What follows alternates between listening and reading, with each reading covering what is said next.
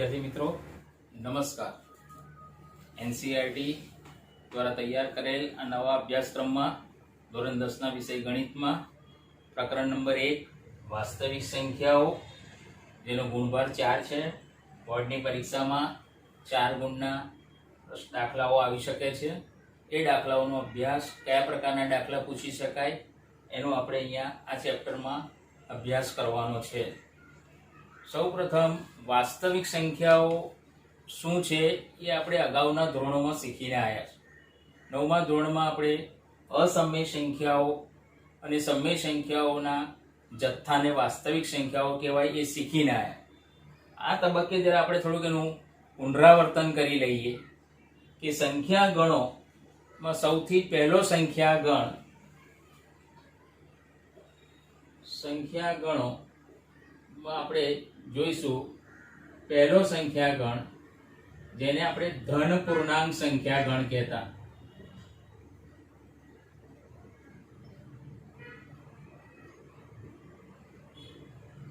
અથવા એને આપણે પ્રાકૃતિક સંખ્યા ગણ પણ કહેતા।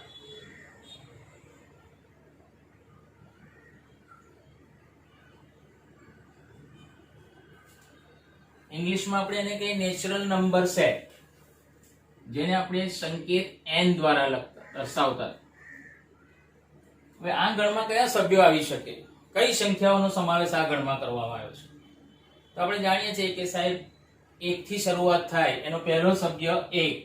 આપણે ગણ n ને યાદીની રીતે લખીએ। ગણને લખવાની બે રીતો હતી, એક યાદીની રીત અને બીજી ગુણધર્મની રીત। એમાં યાદીની રીતમાં આપણે એનું લિસ્ટિંગ મેથડ કહીએ, જેને આપણે લિસ્ટ બનાવીએ, એટલે કે ગણમાં સૌથી પહેલો સભ્ય સાહેબ 1 આવે। એ 1, ત્યાર પછી પૂર્ણ અંક છે ને ધન છે, 2 3 4 5 and so on, એટલે કે ડોટ ડોટ ડોટ અનંત સુધી સંખ્યા આપણે એને ગણી ના શકીએ એટલી સંખ્યાઓ આમાં છે, એટલે એને આપણે અનંત ગણ કહીશું। એટલે કે n અનંત ગણ છે, જે ગણને સભ્ય સંખ્યા આપણે ગણી ના શકીએ એવા ગણને આપણે અનંત ગણ કહીએ છીએ।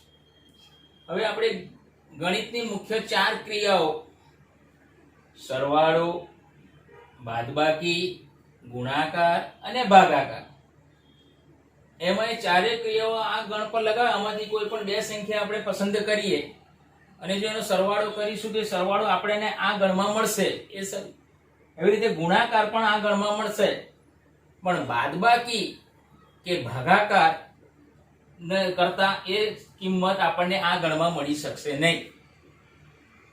તો એને લઈને બીજા નવા ગણ વિકસાવવાની જરૂર પડી, એટલે n ગણ પછી એક બીજો ગણ આપણે લીધો, જેને આપણે પૂર્ણ સંખ્યા ગણ કહેતા। અંગ્રેજીમાં આપણે એને હોલ નંબર સેટ કહીએ, જેને આપણે સંકેત w દ્વારા દર્શાવીએ છીએ। આ w નો પહેલો સભ્ય 0, એની શરૂઆત 0 થી થાય અને આ આખો પ્રાકૃતિક સંખ્યા ગણ એમાં આવી જાય। 0 1 2 3 4 5 and dot dot dot, એટલે કે અનંત સુધી। આ પણ અનંત ગણ છે, એટલે w અનંત ગણ છે, એના સભ્યોની સંખ્યા નિશ્ચિત નથી, એટલે આપણે એને અનંત ગણ કહીશું। પણ આપણે જોઈ શકીએ છીએ, આપણે ધોરણ ગણ વિશે પણ આગળ શીખી ગયા છે કે જે ગણના બધા સભ્યો બીજા ગણમાં આવેલા હોય તો તે ગણ બીજા ગણનો શું કહેવાય? ઉપગણ કહેવાય। તો આપણે જોઈ શકીએ છીએ કે n ની બધી જે n ગણની જે બધી સંખ્યાઓ છે એ w ગણમાં સમાઈ ગઈ છે। તો આપણે કહી શકીએ કે n એ w નો શું છે? ઉપગણ છે। એટલે n ઉપગણ w, n ના બધા સભ્યો w માં આવી ગયા છે। એ ઉપરાંત કેટલાક સભ્યો w માં છે, 0 છે, જે n માં નથી, એટલે w n નો ઉપગણ ન કહી શકાય, પણ n એ w નો ઉપગણ કહી શકાય। ત્યાર પછી આપણે ત્રીજો ગણ લીધો, જેને આપણે કહેતા હતા પૂર્ણાંક સંખ્યા ગણ।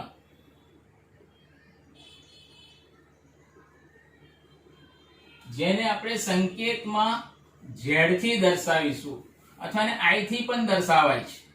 સેટ ઓફ ઇન્ટીજર્સ, પૂર્ણાંક સંખ્યાઓનો ગણ. આ z માં કોણ આવે સભ્યો? તો કે બધા ધન પૂર્ણાંકો એટલે કે n ના બધા સભ્યો. એ ઉપરાંત શૂન્ય એટલે કે w આખો આવી ગયો અંદર. એ ઉપરાંત કેટલાક ઋણ પૂર્ણાંકો એટલે ધન પૂર્ણાંકો, ઋણ પૂર્ણાંકો અને શૂન્ય, એ ભેગે મળીને જે સંખ્યાઓનો ગણ બને એને આપણે પૂર્ણાંક સંખ્યા ગણ z કહેતા હતા. એને આપણે યાદીની રીતે લખવો હોય તો એનો શરૂઆતનો સભ્ય આપણે જાણી શકતા નથી, ક્યાંથી શરૂ થાય છે અને ક્યાં પૂર્ણ થાય છે. પણ આપણે એની વચ્ચેની કેટલીક સંખ્યાઓ લખી શકીએ કે સાહેબ -3, -2, -1, 0, 1, 2, 3 એન્ડ ડોટ ડોટ ડોટ. આ બધા સભ્યો અથવા આ સંખ્યાઓ આ ગણમાં આવેલી છે એવું આપણે કહી શકીએ. આ બધી પૂર્ણાંક સંખ્યાઓ છે. આ ધન 1 થી આમ જઈએ તો આ બધા ધન પૂર્ણાંકો કહેવાય. શૂન્યની આ બાજુ આવીએ તો બધા ઋણ પૂર્ણાંકો છે. હવે આપણે જોઈ શકીએ છીએ કે n ના બધા સભ્યો w માં હતા. હવે w ના બધા સભ્યો આપણને z માં પણ જોવા મળે છે. તો આપણે કહી શકીએ કે w પણ z નો ઉપગણ છે. અને જો w z નો ઉપગણ હોય તો n પણ z નો ઉપગણ થયો. એટલે આપણે લખી શકીએ કે n ઉપગણ w ઉપગણ z. અહીંયા આપણી ત્રણ ગુણાકારની આપણે ગણિતની ત્રણ ક્રિયાઓ અહીંયા જોઈ શકીએ છીએ કે એના પર થઈ શકે. એક તો સરવાળો, ગુણાકાર અને બાદબાકી. આમાંથી કોઈ પણ બે સંખ્યા લઈને આપણે એનો ગુણાકાર કરીએ તો એમાં મળશે. બે સંખ્યાનો સરવાળો લઈને આપણે એમાં કરીશું તો સંખ્યા મળશે. બે સંખ્યાની બાદબાકી પણ આપણને આમાં મળશે. પણ ભાગાકાર નહીં કરી શકતા. ભાગાકાર બધી સંખ્યાઓ માટે શક્ય નથી. તો એને કરવા માટે હજુ બીજી કેટલીક સંખ્યાઓને આપણે વિકસાવી, જેને આપણે સમમેય સંખ્યાઓ કહેતા હતા. સમમેય સંખ્યાઓમાં આ બધા જ પૂર્ણાંકો તો આવે જ, એ ઉપરાંત કેટલાક અપૂર્ણાંકો, જેમ કે આ સંખ્યાઓને જે છે લખી છે આપણે, જે આ wz ગણ છે, એ સંખ્યાઓને આપણે સાથે એના અપૂર્ણાંકો જો ભેળવી દઈએ એમાં, તો આપણને સમમેય સંખ્યા ગણ મળશે, જેને આપણે લખીશું, દર્શાવીશું q વડે. સમમેય સંખ્યા ગણ જેને આપણે q થી દર્શાવીશું. હવે q ની આપણે યાદી નથી, એ સભ્યોની યાદી નથી, પણ આપણે એને ગુણધર્મની રીતે લખી શકીએ. તો q એ એવા સભ્યોનો ગણ છે, q માં એવી સંખ્યાઓ આવી શકે જેને આપણે આ p બાય q એટલે કે p ના છેદમાં q સ્વરૂપે લખી શકતા હોય. p કોણ છે? તો કે p અંશ છે ને q છેદ છે. p તરીકે આપણે z માંથી કોઈ પણ સંખ્યા પસંદ કરી શકીએ અને q તરીકે આપણે n માંથી પસંદ કરીશું ધન પૂર્ણાંક. એટલે કે p તરીકે કોઈ પણ પૂર્ણાંક આવી શકે અને q તરીકે માત્ર ધન પૂર્ણાંક આવી શકે. q તરીકે 0 પણ ના આવે અને આપણે ઋણ પણ નથી લેતા, છેદ કદી ઋણ નથી ગણતા. આ જે p બાય q સ્વરૂપની જે સંખ્યાઓ છે એને આપણે સમમેય સંખ્યાઓ, એટલે જે સંખ્યાને આપણે p ના છેદમાં q સ્વરૂપમાં, કે જે સંખ્યાને p ના છેદમાં q સ્વરૂપમાં, જ્યાં q belongs to n સ્વરૂપમાં દર્શાવી શકાય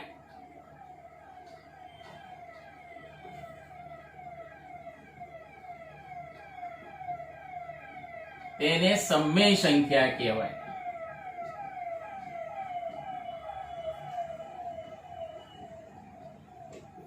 વિદ્યાર્થી મિત્રો, આ બધા જ પૂર્ણાંકો એ સમમેય છે.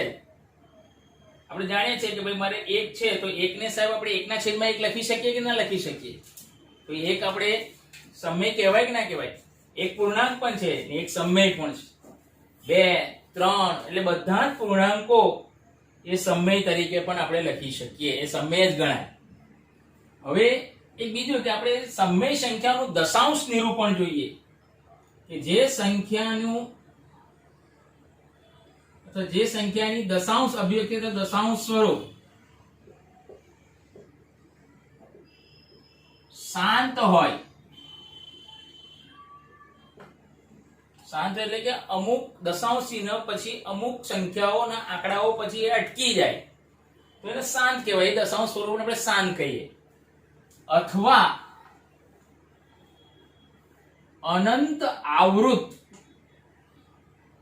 માનો કે અટકે નહીં પણ સતત આંકડા આવતા રહેતા હોય દશાંશ ચિહ્નની પાછળ, પણ એ આંકડાઓમાં અમુક આંકડાઓ પછી એ આંકડાઓ પુનરાવર્તિત થતા હોય તો એને આપણે અનંત આવૃત કહેવાય.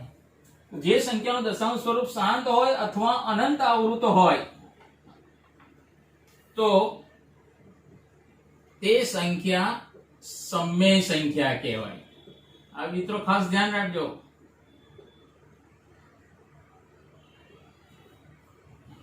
હવે આપણે જાણીએ છીએ કે z ના બધા સભ્યો સાહેબ q માં છે, તો કે હા છે. એટલે કે આપણે -3 ને પણ p/q એટલે કે -3 ના છેદમાં 1, -2 ને -2 ના છેદમાં 1, -1 ને -1 ના છેદમાં 1 તરીકે p/q સ્વરૂપમાં બધી સંખ્યાઓને આપણે લખી શકીએ છીએ. એટલે z ના બધા જ સભ્યો q માં સમાયેલા છે. માટે આપણે કહી શકીએ કે z એ q નો ઉપગણ છે. માટે આપણે કહી શકીએ કે n ઉપગણ w, w ઉપગણ z અને z ઉપગણ q. સૌથી મોટો ગણ q થયો.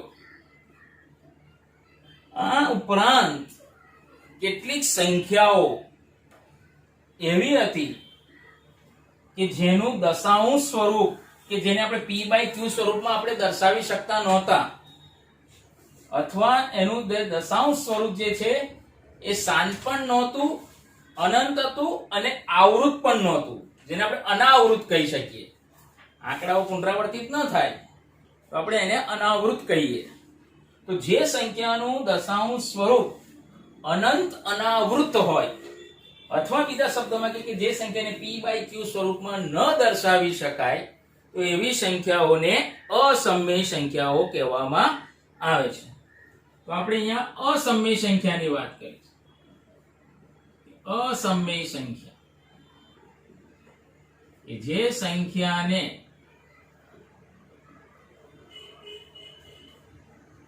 p ના છેદમાં q,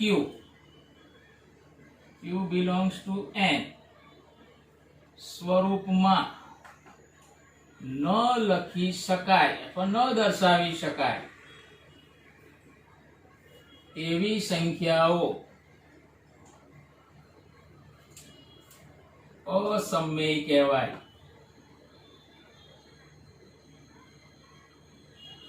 બીજા શબ્દોમાં કહીએ તો સમમેય ના હોય એવી સંખ્યાઓને અસમમેય કહેવાય.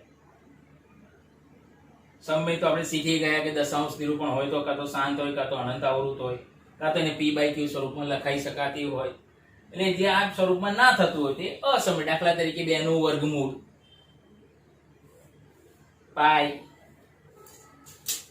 3 નું વર્ગમૂળ, 5 નું વર્ગમૂળ, એ બધી સંખ્યાઓ જેના વર્ગમૂળ ઘનમૂળ ના નીકળી શકતા હોય તો એવી સંખ્યાઓને આપણે અસમમેય સંખ્યાઓ, એવી અનંત અસમમેય સંખ્યાઓ છે. તો હવે વાસ્તવિક સંખ્યાઓ કે ભાઈ આ સમમેય સંખ્યાઓ ને આ અસમમેય સંખ્યાઓ બેને આપણે ભેગી કરીને જે ગણ બનાવીશું એ ગણને આપણે વાસ્તવિક સંખ્યા ગણ કહીશું. એટલે કે વાસ્તવિક સંખ્યા ગણ જે આપણો 5મા નંબરનો ગણ છે, વાસ્તવિક સંખ્યા ગણ,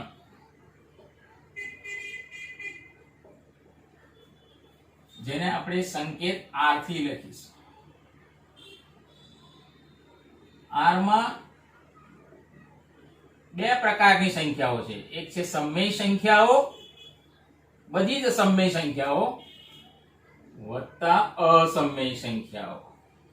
વત્તા એટલે કે સરવાળો નથી કરવાનો મિત્રો, સમમેય અને અસમમેય સંખ્યાઓને ભેગી કરવાની છે. સમમેય અને અસમમેય સંખ્યાઓનો જે જથ્થો થશે એ જથ્થાને વાસ્તવિક સંખ્યા ગણ r તરીકે ઓળખવામાં આવશે. r પણ અનંત ગણ છે. r અનંત ગણ છે અને n z w q ક્યુ એ બધી જ સંખ્યાઓ આર માં સમાઈ જાય છે. આપણે એમ પણ કહી શકીએ કે એન ડબલ્યુ નો ઉપગણ, ડબલ્યુ ઝેડ નો ઉપગણ, ઝેડ ક્યુ નો ઉપગણ અને ક્યુ એ આર નો ઉપગણ. સૌથી મોટો ગણ આપણી પાસે આવ્યો આર, વાસ્તવિક સંખ્યા ગણ. હવે મિત્રો આપણે ભાગાકારની પ્રચલિત પદ્ધતિ વિશે પણ જાણીએ છીએ કે બે ધન પૂર્ણાંક સંખ્યાઓનો આપણે ભાગાકાર કરવાનું કે તો કઈ રીતે કરી શકાય એનાથી પણ આપણે પરિચિત છીએ.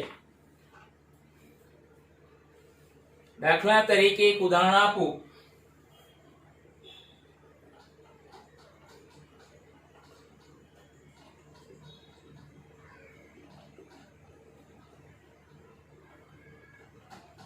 કે 17 ને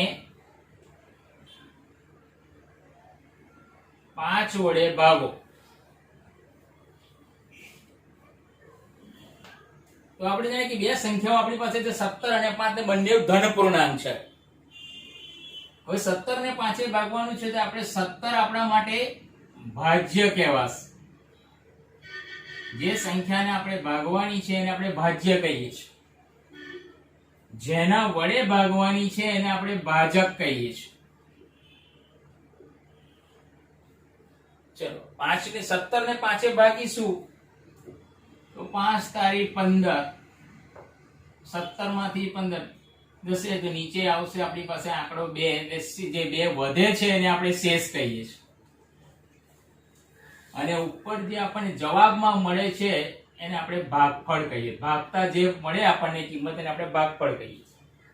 તો મિત્રો જોઈ શકીએ છીએ કે 17 ને 5 ભાગતા સાહેબ 3 ભાગફળ મળે છે અને 2 શેષ મળે છે. તો આપણે આને એક સૂત્ર સ્વરૂપે લખીએ. માનો કે 17 કઈ રીતે આવે છે કે સાહેબ 5 ને 3 વડે ગુણીને એમાં 2 ઉમેરવા પડે. આપણે મિત્રો આમ રીતે લખીએ કે 17 બરાબર 5 ગુણ્યા 3 વત્તા 2. 5 તારી 15 વત્તા 2 એટલે 17. 17 શું હતું આપણી મિત્રો? ભાજ્ય હતું. 5 શું હતા? ભાજક હતા. 3 શું મળ્યું? ભાગફળ. અને 2 શું છે? શેષ. મિત્રો તમે જોઈ શકો છો આપણી જે શેષ છે એ શેષ હંમેશા ભાજક અથવા ભાજક કરતા ઓછી જ હોય. શેષ તરીકે ની કિંમત ભાજક કરતા ઓછી આવે તો આપણો ભાગાકાર સાચો છે. એટલે શેષ ભાજક કરતા હંમેશા ઓછી હોય એટલું મગજમાં યાદ રાખવા. એટલે આપણી પાસે આ સૂત્ર આવ્યું કે ભાજ્ય બરાબર ભાજક ગુણ્યા ભાગફળ વત્તા શેષ. માનો કે આપણે માની લે કે આપણો ભાજ્ય a છે, ભાજક b છે, ભાગફળ એક કોઈ ધન પૂર્ણાંક q છે અને શેષ r છે. એટલે આપણે a બરાબર bq વત્તા r સ્વરૂપે આપણે એક સૂત્ર બનાવીશું. અહીંયા r ની કિંમત b કરતા ઓછી હશે. એટલે કે r is less than b. આપણો શેષ એ ભાજક કરતા નાનું હશે. હવે યુક્લિડની ભાગ પ્રવિધિ પર જઈએ.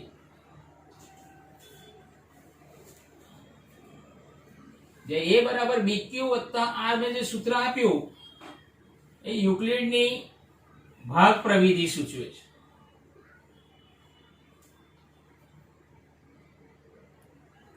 યુક્લિડની ભાગ પ્રવિધિ શું છે સમજીએ કે કોઈ પણ ધન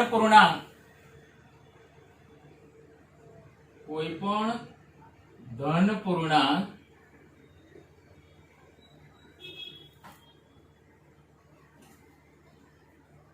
એને બીજા કોઈ ધન પૂર્ણાંક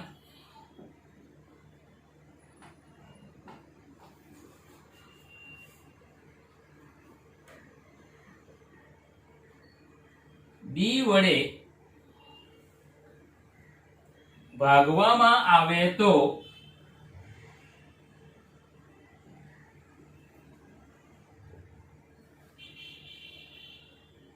અનઋણ શેષ,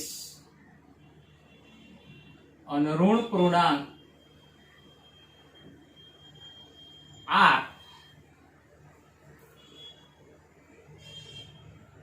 વધે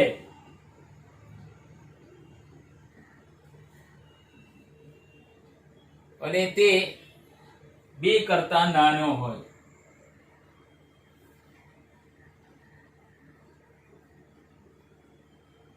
અને તે 2 કરતા નાનો. અનઋણ એટલે શૂન્ય અથવા ધન સંખ્યા, એને આપણે અનઋણ સંખ્યા કહી શકીએ. અનઋણ સંખ્યાનો મતલબ એવો થાય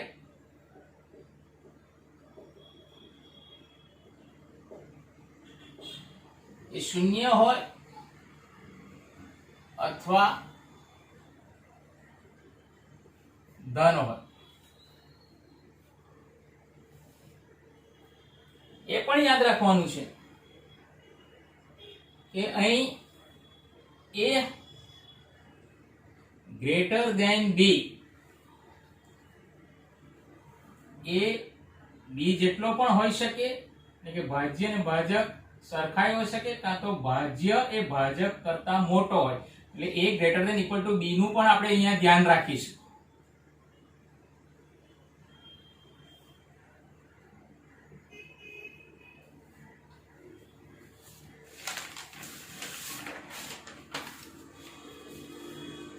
આ યુક્લિડની ભાગ પ્રવિધિનો ઉપયોગ એ 2 ધન પૂર્ણાંકોના ગુસાઅ શોધવા માટે કરવામાં આવે છે.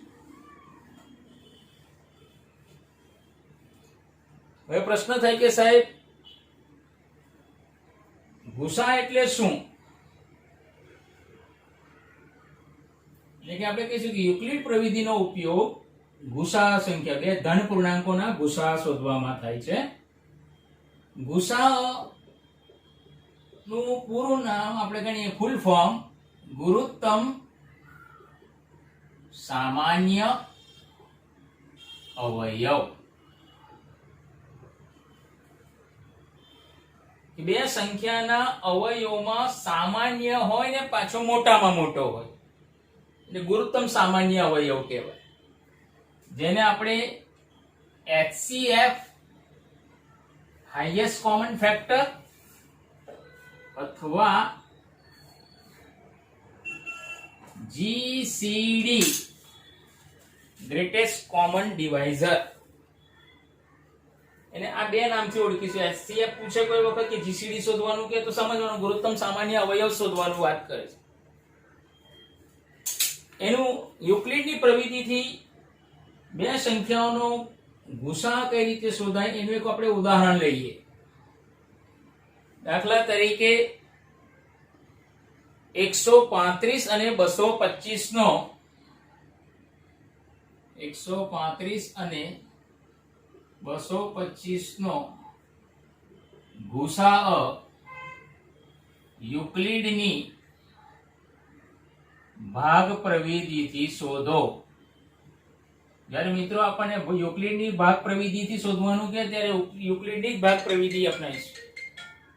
જેમ આગળ મેં બતાવ્યું કે a બરાબર bq પ્લસ r, એ પ્રમાણે એને આપણે આગળ ચાલતા રહેવાનું સ્ટેપ પ્રમાણે. જ્યાં સુધી શેષ શૂન્ય ન થાય ત્યાં સુધી ભાજકને ભાજ્ય અને શેષને ભાજક કરતા કરતા આપણે જવાનું. જ્યારે શેષ શૂન્ય આવી જાય ત્યારે આપણો જે છેલ્લો જે ભાજક છે એ આપણા માટે એ 2 સંખ્યાઓનો ગુસાઅ કહેવાય. અહીંયા સમજીશું દાખલાથી એટલે તમને વધારે સ્પષ્ટ થઈ જશે. આપણને 2 સંખ્યાઓનો ગુસાઅ પૂછ્યો છે, એમાં આપણે પહેલા મેં કીધું અહીં ધ્યાન રાખવાનું કે a is greater than equal to b હોવું જોઈએ, એટલે આમાંથી એક મોટું a ને આપણે a તરીકે લઈશું. એટલે 225 મોટા છે 135 કરતા, એટલે આપણે અહીંયા a થાય છે 225 અને b બનશે 135. નાની સંખ્યાને ભાજક બનાવવાની, મોટી સંખ્યાને ભાજ્ય બનાવવાની. હવે પેલા સૂત્ર પર જઈએ કે a બરાબર b ગુણ્યા q પ્લસ r. r ને આપણે શેષ કહેતા હતા, q ને ભાગફળ કહેતા હતા, b ને ભાજક કહેતા હતા અને a ને ભાજ્ય કહેતા હતા. તો અહીં ભાજ્ય 225 છે, તો 225 ને આપણે 135 એ ભાગવાનો પ્રયત્ન કરીએ. 225 બરાબર આપણે આ સ્વરૂપમાં લખવા જઈએ તો 225 બરાબર 135 ગુણ્યા કેટલા કરીએ તો 225 ની નજીક જવાય તો એના જેટલે પહોંચી શકાય.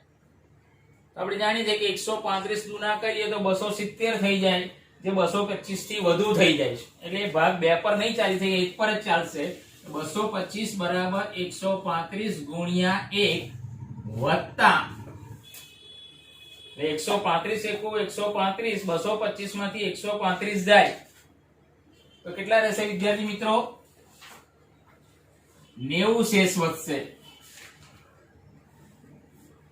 અહીંયા જોઈ શકો છો કે 90 શેષ જે આવી એ શેષ 135 કરતા નાની છે. એનું પણ સાથે સાથે ધ્યાન રાખવાનું. એટલે આપણો ભાગ અહીં બરાબર ચાલે. હવે મેં તમને કીધું કે આ જ વસ્તુને આપણે આગળ ને આગળ ચલાવવાની છે, જ્યાં સુધી શેષ 0 ન થાય ત્યાં સુધી. પણ એમાં મેં કીધેલું કે એક હવે પછીના સ્ટેપમાં ભાજ્ય કોણ બનશે? તો કે જે આપણું પહેલાનું ભાજક હતું એ ભાજ્ય બનશે અને જે શેષ હતી એ આપણો ભાજક બનશે. હવે આપણે 135 ને ભાગીશું. કોના વડે ભાગીશું? તો કે સાહેબ 90 વડે. કે જે શેષ હતી એ આપણો ભાજક બની જશે. 135 ને 90 ભાગવા જઈશું તો 90 એકુ 90 વત્તા શેષ આપણી પાસે વધશે 45. 90 એકુ 90, 90 વત્તા 45 એટલે 135. હજુ આપણે આગળ ચાલીશું. હવે 90 ને ભાજ્ય અને 45 ને ભાજક. 45 દુની 90 ને 90 થઈ જાય છે એટલે 45 ને આપણે 2 વડે ગુણતા જો આવે તો શેષ અહીંયા 0 આવશે. એટલે આપણે 90 બરાબર 45 ગુણ્યા 2 વત્તા 0 લખી શકીએ. એટલે આ થયું. હવે આપણે કહીશું કે આ જ્યારે શૂન્ય શેષ આવી જાય આમ કરતા કરતા છેલ્લા પગથિયા પર આપણે પહોંચી જાય, શેષ શૂન્ય આવે ત્યારે આપણું જે આ ભાજક છે એ આપણા આ બે સંખ્યાઓનો ગુસાઅ કહેવાશે. એટલે કે ગુસાઅ 225 અને 135 નો 45 આવશે. બીજા શબ્દમાં કહીએ તો તમે આ ના લેવું હોય તો શૂન્યના ઉપરની જે છે અંતિમ શૂન્યત્તર શેષ. શૂન્યત્તર એટલે શૂન્ય ન હોય તેવી અંતિમ. 90 પણ શેષ હતી, 45 પણ શેષ છે, પણ શૂન્યથી શૂન્ય ના હોય એવી અંતિમ. તો અંતિમ શૂન્ય ના હોય એવી કોઈ હતી 45. કાં તો ઉપર શૂન્યના ઉપરની શેષ લઈએ, કાં તો એ જે શૂન્ય શેષ આવે છે એનો ભાજક લઈએ. બંને સેમ જ હશે કારણ કે આપણે શેષને ભાજક બનાવીએ. 45 જવાબ તો સરખો જ છે. અથવા આપણે બીજી રીતે લખવું હોય તો આપણે લખી શકીએ કે અંતિમ શૂન્યત્તર શેષ. શબ્દ આગળ ખાસ અંતિમ અને શૂન્યત્તર, શૂન્ય ન હોય તેવી શેષ 45 છે અને જે શેષ આવી અંતિમ શૂન્યત્તર એ જ આપણો ગુસાઅ. આપણે કહી શકીએ કે ગુસાઅ 225 અને 135 બરાબર 45. 45 અવયવ એવો જે છે 225 અને 135 માં બંનેમાં સામાન્ય છે ને સૌથી મોટામાં મોટો છે. એટલે આ બે સંખ્યાઓ, બે ધન પૂર્ણાંકોનો ગુસાઅ શોધવા માટેની આ યુક્લિડની ભાગ પ્રવિધિની રીત છે.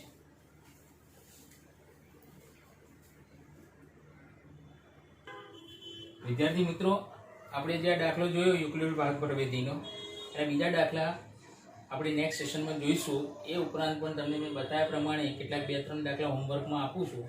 તમે જાતે ગણવાનો પ્રયત્ન કરજો અને એનો જવાબ તમને મળે છે. એટલે કે હોમવર્ક યુક્લિડની પ્રવિધિથી, યુક્લિડની ભાગ પ્રવિધિથી ગુસાઅ મેળવો.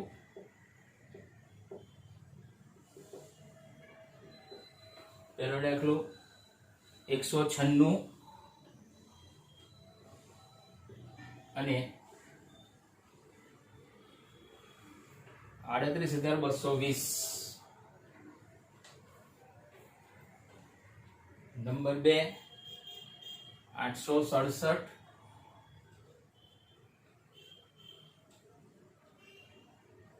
અને 255. આ બે દાખલાનો જાતે ગણતરી કરીને જવાબ મેળવવાનો પ્રયત્ન કરજો. નેક્સ્ટ સેશનમાં આપણે અહીંયા ગણીશું અને તમને એ પણ બતાવીશું અને જવાબ શું આવે છે તે. Okay, thank you.